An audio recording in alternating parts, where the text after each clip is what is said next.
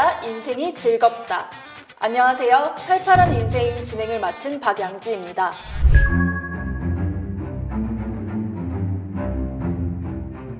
오늘도 구독자분들이 궁금해하실 뼈 건강의 모든 것, 명의분을 모시고 같이 이야기 나눠보도록 할 텐데요. 오늘 함께 해주실 제1정형외과 명의, 환자들에게 신뢰와 확신을 주는 인생 주치, 김재윤 센터장님을 모셨습니다. 안녕하세요. 안녕하세요.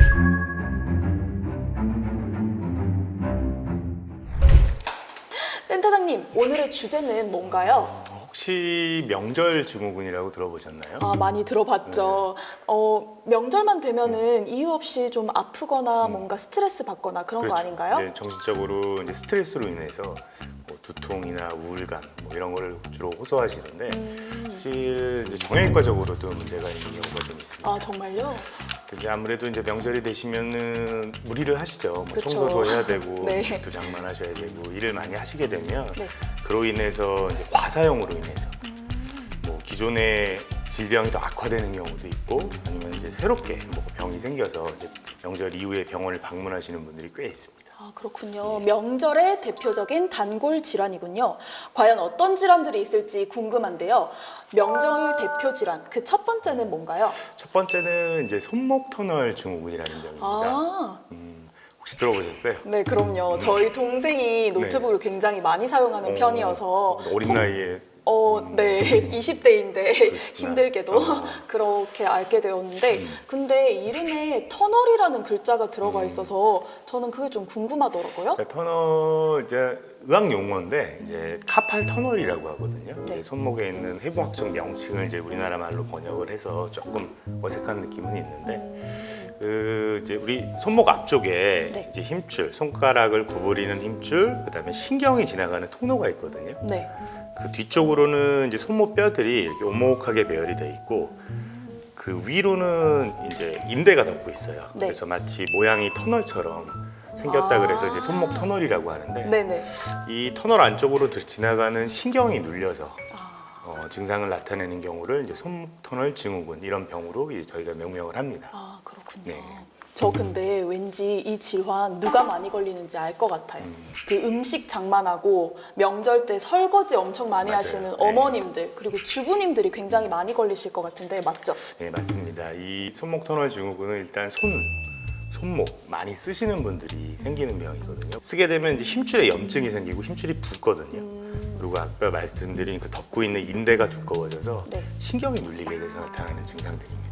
혹시 그 주부층 말고도 또 이런 손목 터널 증후군을 아까 앓는 경우가 있나요? 말씀드렸듯이 그 동생분이라고 하셨잖아요. 네네. 근데 요즘은 워낙 이제 스마트폰, 그다음에 컴퓨터 작업 이런 것들을 많이 하다 보니까 네. 젊은 사람들에서도 발생 빈도가 좀 늘어나고 있습니다. 저도 스마트폰을 좀 많이 쓰는 편이어서 하루 종일 거의 한 몸처럼 지내거든요. 그래서 이 손목 터널 증후군에 대해서 갑자기 좀 걱정이 좀 되는데요. 혹시 이런 증상이 나타나면 손목 터널 증후군을 의심해 볼 필요가 있다. 그런 게 일단 있을까요? 제일 흔한 증상이 네. 손바닥이 저리는 거예요. 손바닥이 저리는 거예요. 아, 네.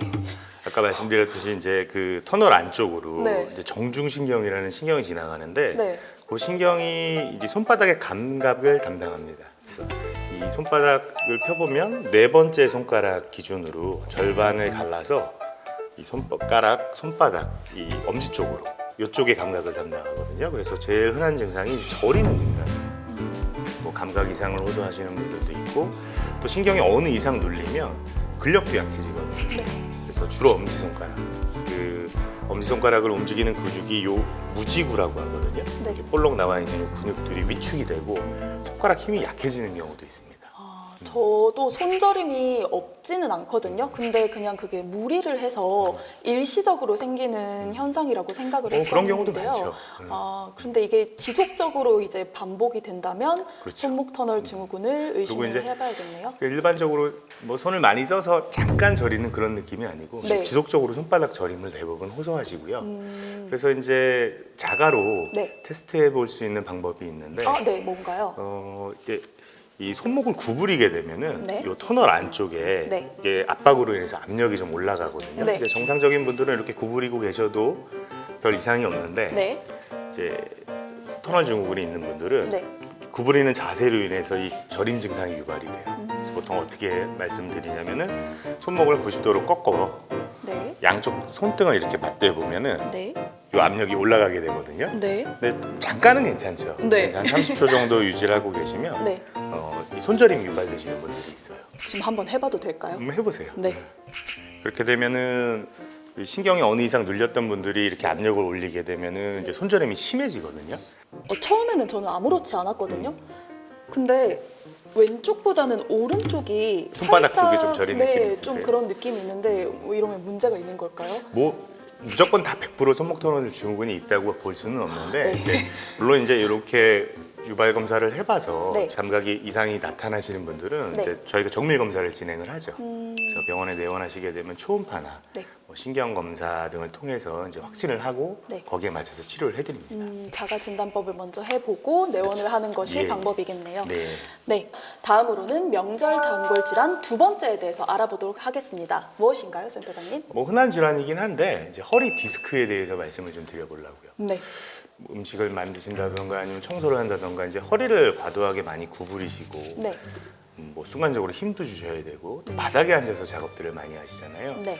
그렇게 되면은 이제 허리 디스크에 무리가 가게 돼 있어요.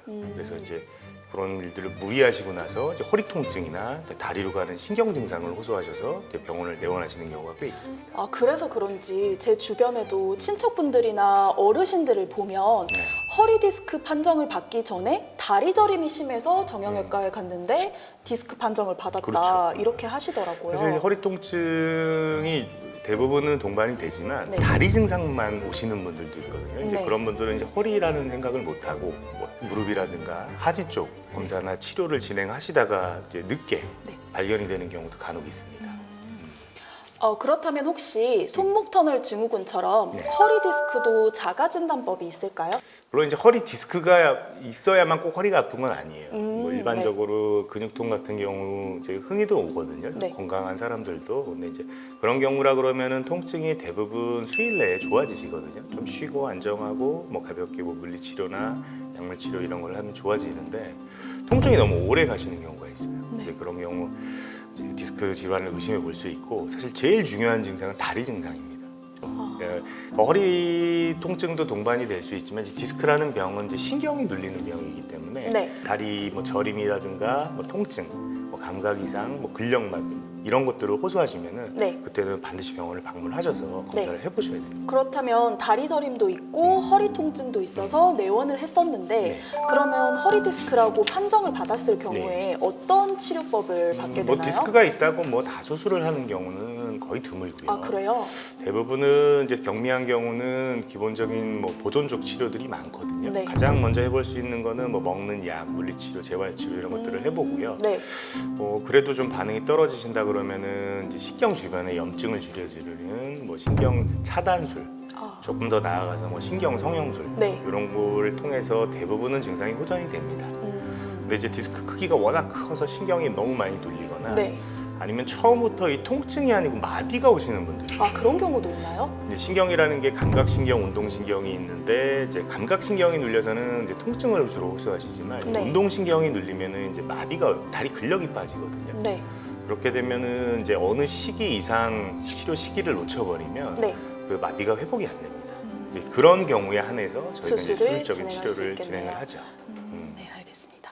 마지막으로 명절 때 고생하는 분들을 위해서 허리 디스크를 예방할 수 있는 간단한 방법 정도 조언을 해주실 수 있을까요? 제가 이제 뭐 명절뿐만 아니라 네. 이제 디스크 환자들한테 이제 강조하는 게 뭐 여러 가지가 있지만 뭐 크게 두 가지만 말씀을 드리면 일단 허리 구부리는 자세. 네. 그다음에 또 하나는 순간적으로 힘을 주는 자세. 아, 이거 그쵸. 꼭 피하라고 말씀드리거든요. 네, 네, 네. 허리를 과도하게 구부리고 오래 장시간 계시거나 아니면 순간적으로 힘을 준다던가 이러면은 디스크 압력이 올라가게 돼요. 네. 그러면 이제 디스크라는 추간판 탈출증이라는 병이 디스크가 이제 압력이 올라가서 뒤로 밀려서 나타나는 병들이기 아, 때문에 네네. 앞서 말씀드린 그런 자세들을 취하게 되면은 더 악화가 됩니다. 그래서 이런 것들을 좀 신경을 쓰셨으면 좋겠어요. 네, 감사합니다. 예. 오늘 명절 대표 질환 두 가지에 대해서 이야기를 나누어 봤는데요. 혹시 오늘 어떠셨나요? 그래서 너무 짧은 시간에 네. 간단하게 설명을 드려서 얼마나 도움이 되실지 모르겠는데 어쨌든 이런 정형외과 질환들은 다 많이 써서 생기는 병이거든요. 결국은 네. 안 쓰실 수는 없지만 특히 이제 명절 때 쓰는 일들을 좀 줄이시고 항상 신경을 쓰시고 하시면은 이런 질병 예방에 조금이라도 도움이 되지 않을까 생각이 됩니다. 네.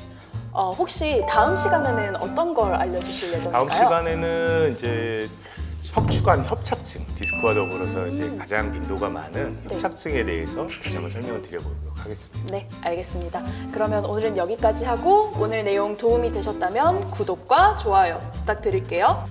신규철 TV 구독!